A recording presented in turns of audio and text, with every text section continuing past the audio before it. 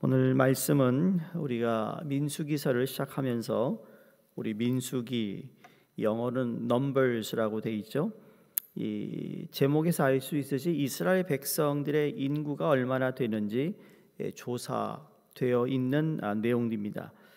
민수기 1장을 여러분이 이미 읽으셨을 텐데 2절과 3절에 보시면 시작부터 인구를 계수하라는 하나님의 명령이 나옵니다.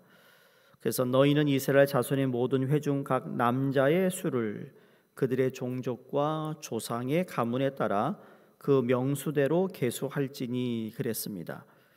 그리고 이스라엘 중 20세 이상으로 싸움에 나갈 만한 모든 자를 너와 아론은 그 진영별로 계수하되. 두 가지였어요. 사람이 몇 명이 있는지 계수하고 특별히 20세 이상이 된 싸움에 나갈 만한, 전쟁에 나갈 수 있는 사람을 계수하라 그랬습니다.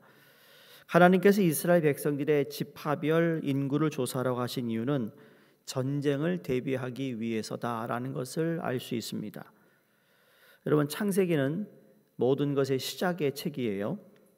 출애굽기는 구속의 책이고 레위기는 제사의 책이라면 민수기는 전쟁의 책이라고 말할 수 있습니다. 따라서 민수기 시작부터 하나님께서 인구 조사를 명하신 것은 그들로 하여금 앞으로 다가오는 여러 전쟁들에 대비하라라는 목적이 있다라는 겁니다. 그러니까 그 당시 이스라엘은 이 대적의 경계 안에 있었고 따라서 그들과 싸우려면 만반의 준비가 필요했기 때문입니다. 그러니까 이스라엘은 단순히 하나의 민족이 아니라 하나님 나라의 실현이라는 사명을 부여받은 민족이라 할 수 있습니다.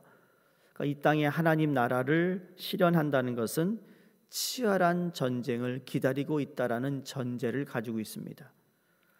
하나님께서 명령하신 거룩함을 지키기 위해서 오늘날 저와 여러분도 우리의 삶을 보면 우리 역시 이 세상의 불의와 죄악과 더불어 싸워야 합니다. 또 우리 안에 있는 우리 인간의 이 탐욕과 그로 인한 모든 억압과 폭력에 맞서 싸워야 할 줄 알아야 된다는 거죠.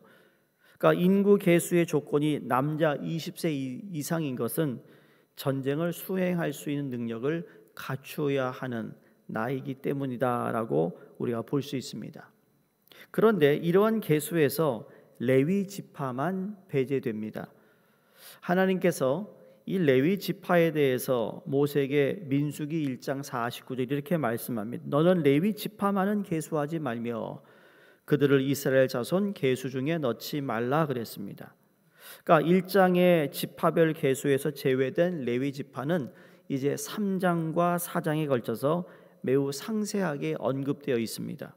그런데 레위 지파 계수의 조건에 대해 하나님께서 읽지 않았지만 15절을 한번 보시겠어요? 3장 15절입니다.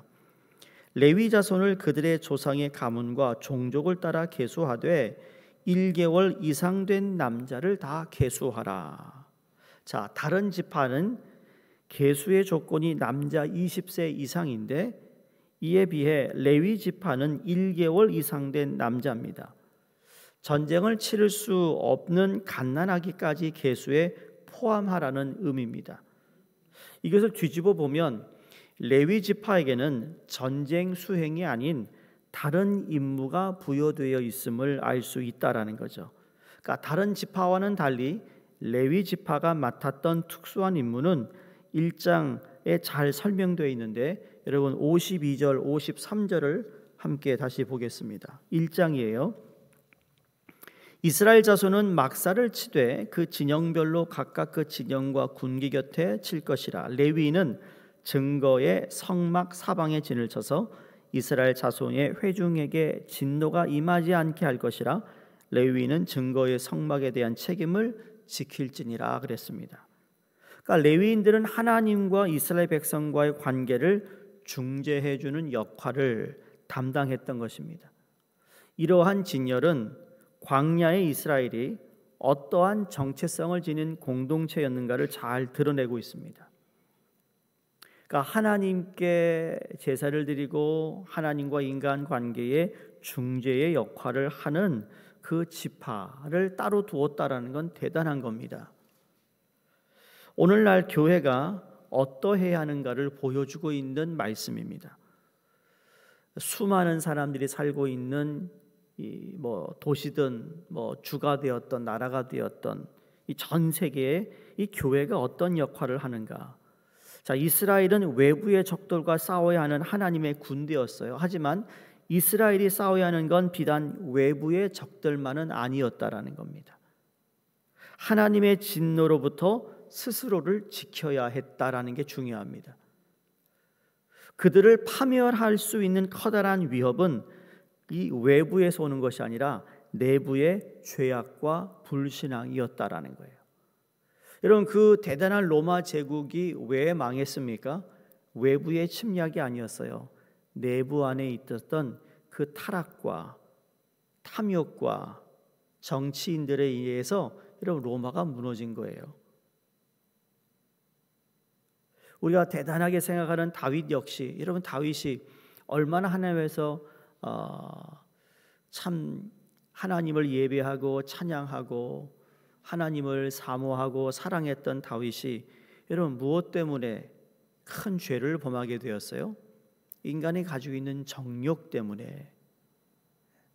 그래서 물론 하나님께서 그를 용서하셨지만 그로 인한 그 죄로 인한 그 값을 아프게 치러야 했습니다.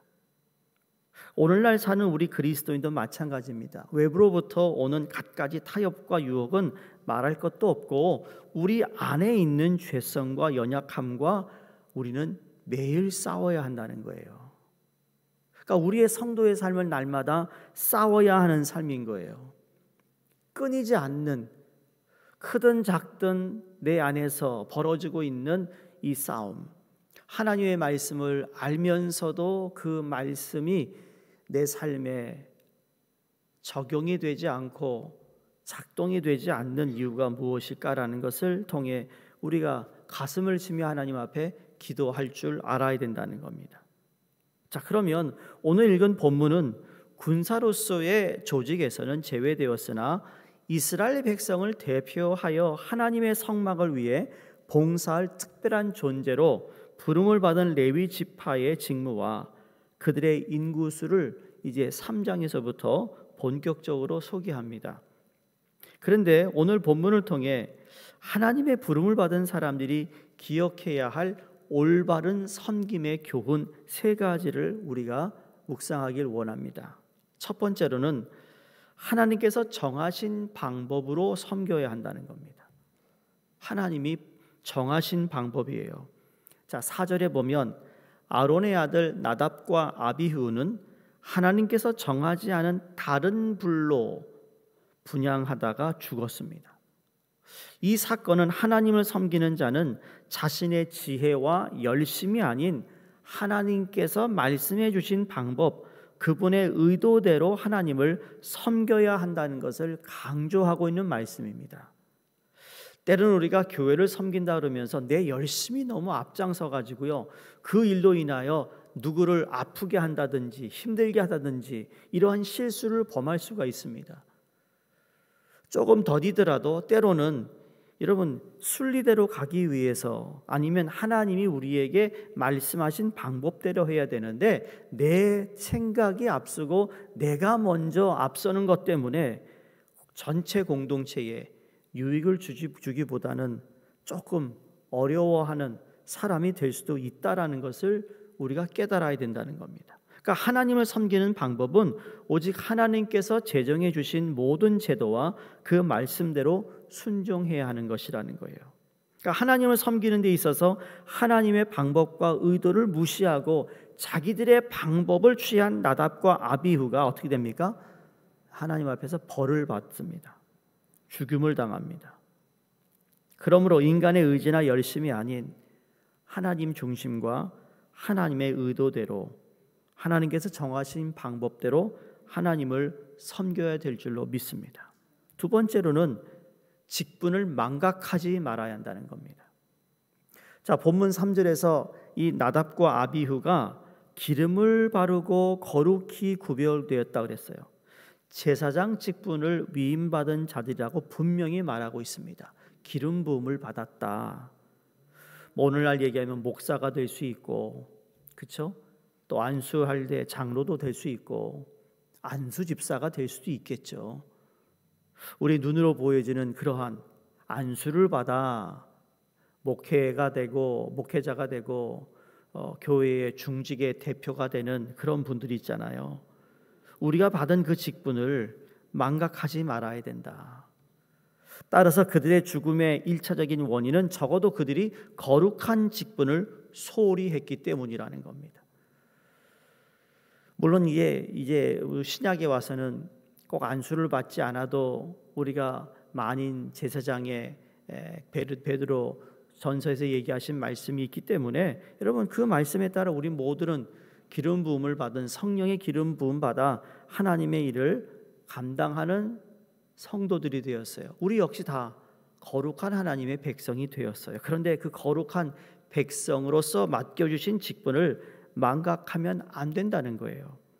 자, 같은 사건을 취급한 레위기 10장에 보면 그들의 죽음을 다룬 기사 바로 다음에 회막에 들어갈 때 포도주나 독주를 마시지 말고 사망을 면하라는 명령이 나옵니다. 이 나답과 아비후의 이야기가 레위기에서는 10장에 나와요. 근데 이 10장에 나오는 내용을 전이며 그 이어지는 말씀을 보면 포도주를 마시는 이야기가 나옵니다.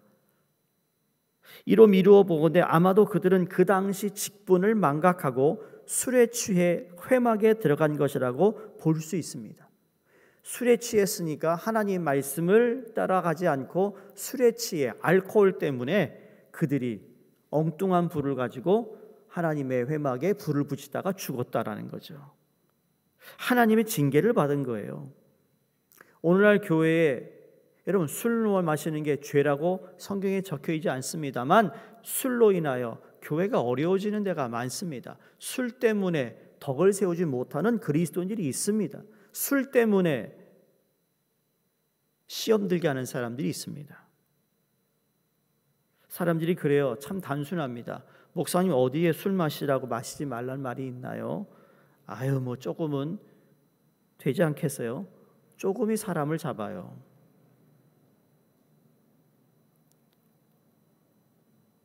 제가 그 얘기하죠.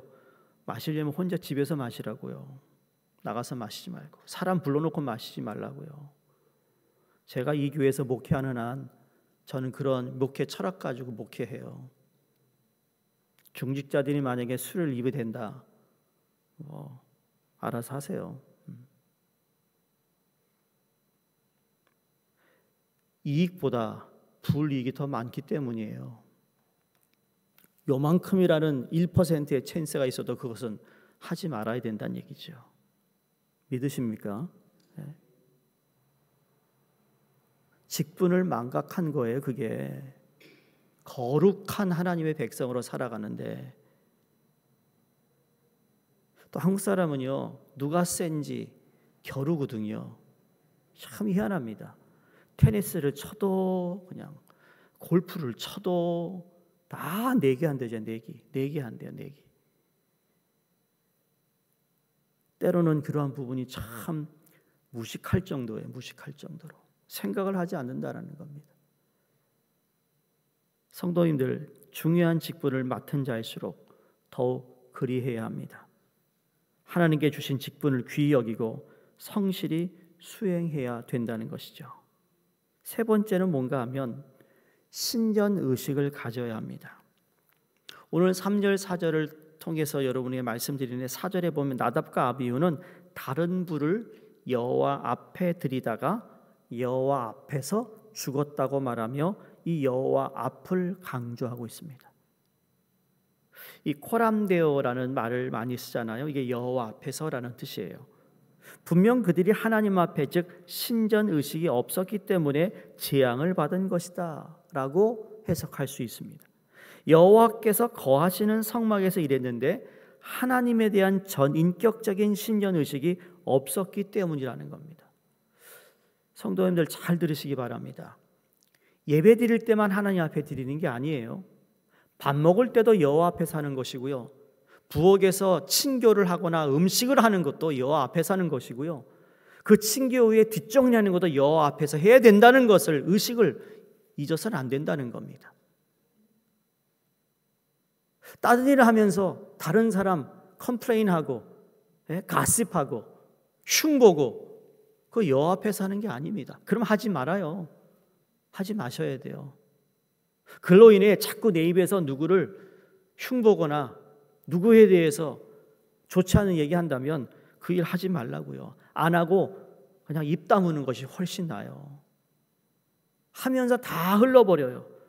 내가 하나님께 드렸던 모든 그 공로가 다 밑창이 오픈된 것처럼 다 그냥 받은 은혜 다 쏟아버린다고요. 지금 그걸 오늘 성경에서 말씀한 올바른 섬김의 자세가 무엇인가? 우리가 하나님 앞에서 해야 되는 것인데 그걸 너무 쉽게 생각해요. 내 생각 그냥 앞으로 말하고 내 감정 그대로 고백 그냥 해버리고 이건 아니라는 거예요. 그러면 안 된다는 거죠. 여러분, 이 핍박의 물결이 휘몰아치던 초대교회 당시에 성도들이 강한 가지고 있었던 의식이 뭐였습니까? 하나님 앞에서였습니다.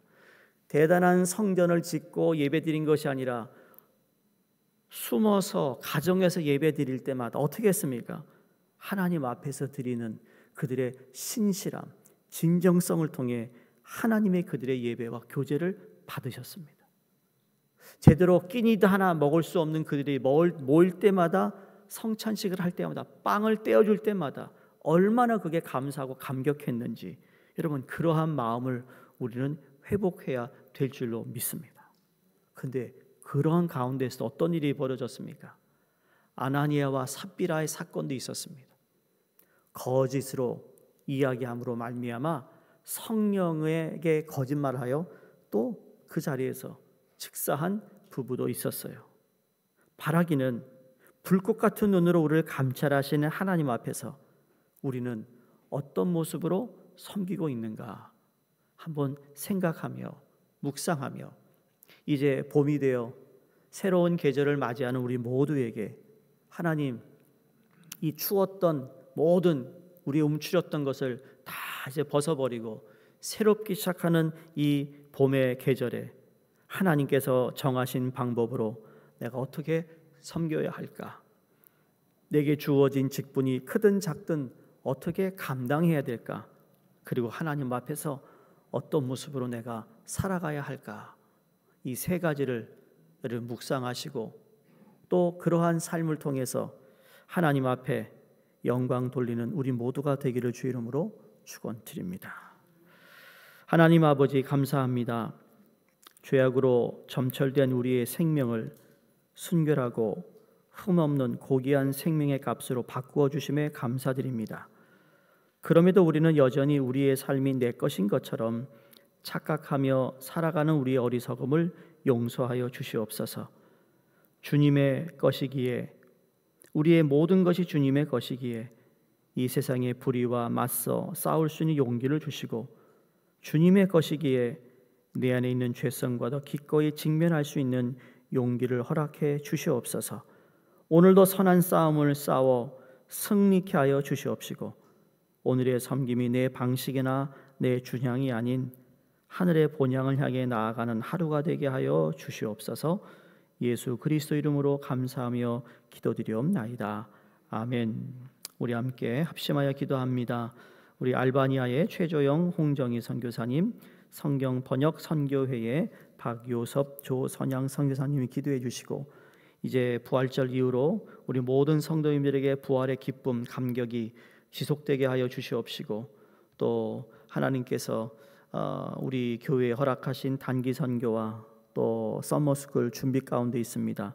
하나님 함께 하시고 영광 받아 주시옵소서. 기도하겠습니다. 할렐루야. 하나님 아버지